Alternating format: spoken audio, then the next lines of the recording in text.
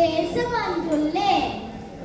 நன்றி மறப்பது நன்றன்று, நன்றல்லது அன்றே மறப்பது நன்று என்ற திருவள்ளுவரின் கூற்றுக்கு இணங்க ஒருவர் செய்த உதவியை நாம் என்றும் மறக்க கூடாது.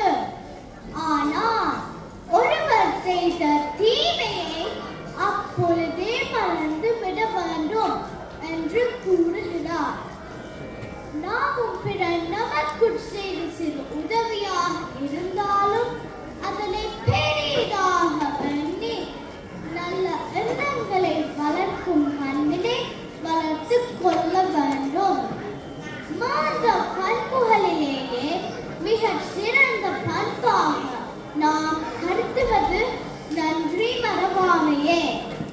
இதனையே ஔவையாரும் நன்றி ஒருவருக்கு செய்த கால் அந்நன்றி என்று தருங்கொள்ளென வேண்டாம், நின்று தளரா வளர்த்தெங்கு தாளுண்ட நீரை தலையாலே தான் தருதலா.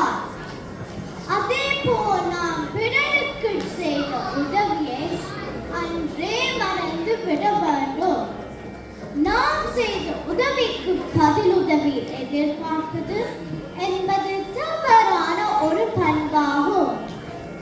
அந்த பண்பினை நாம் வளர்க்க கூடாது.